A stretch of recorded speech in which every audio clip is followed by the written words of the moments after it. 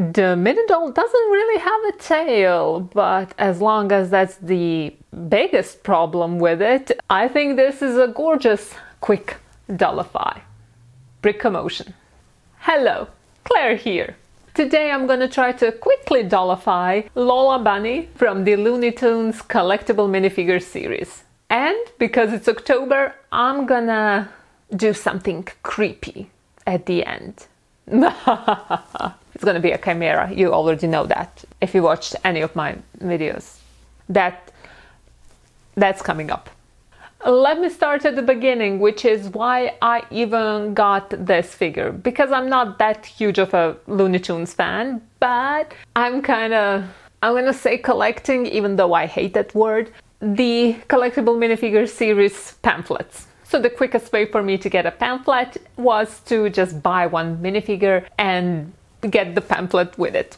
Now I don't like to buy the blind bags themselves, so I went to Bricklink and there was one store where I was already making an order and they happened to have Lola in there as well, so I got it. If I was gonna have any one of the Looney Tunes figures, I think you can see why I chose Lola.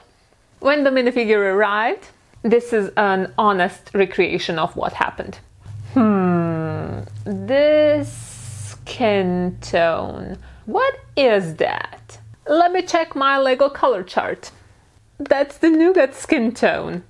I own nougat skin toned mini dolls. I could dollify this. So that's how the idea was born. I looked at the torso pieces and lo and behold, there's almost a perfect one for her. Give me that almost, okay? I see all the ways in which they are different, but the color matches and the style is not as different. I mean, it's not like it's a ball gown or something. So just roll with me here. For the face, I didn't have that many options, but there were some. And out of all of them, I decided that happy but not extravagantly so face would be the best choice for her. Even though the colors are here purple, whereas Lola's eyes are blue, probably because she's a blonde and, you know, all blondes have blue eyes. I mean, that's just like scientific fact according to cartoons.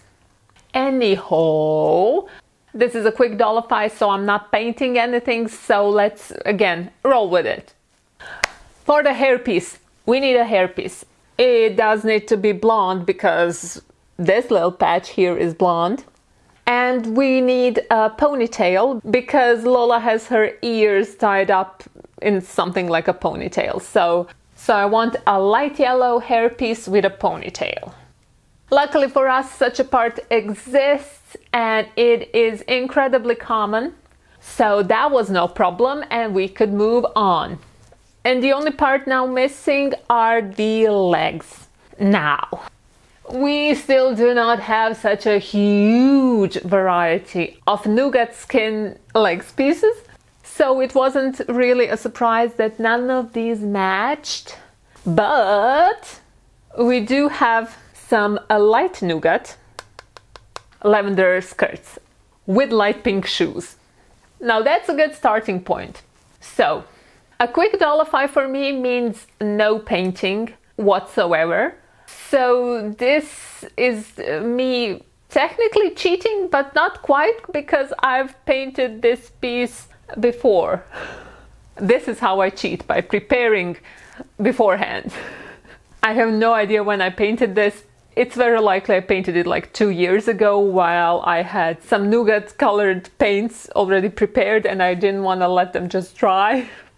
I wanted to use them up as much as possible. So I looked at which pieces I had too many of and just painted them.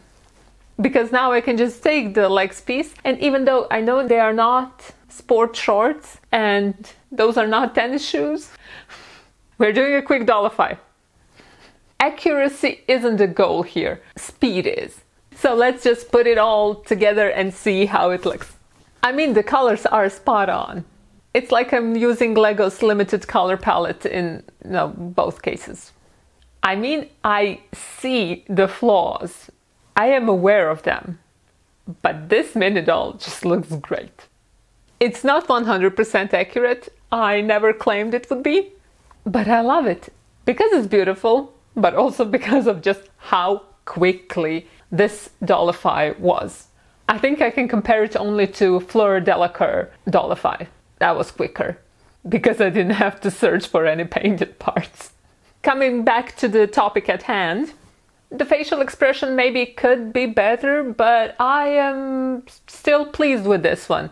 The hairpiece, I believe, is spot on. How the ponytail does this S shape, just like the ears. Mwah! And now, the moment we have all been waiting for, or dreading. I'm gonna put the minifigure head onto the mini doll. To do that, I use this thing I call a contraption. I just cut the top piece of a 1x1 round stud with a hole off, and I put that onto the mini doll's neck to widen it so the minifigure head attaches to it perfectly. It does the job of attaching, but it doesn't affect how good or bad the head looks.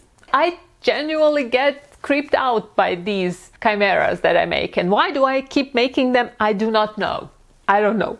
Anyways, I'm doing this so you don't have to, and Halloween's around the corner, so if not now, when? Oh, I'm gonna have nightmares again. Anyways, now you've seen the horrifying chimera and a wonderful mini doll. Until the next time you click on one of my videos, bye bye.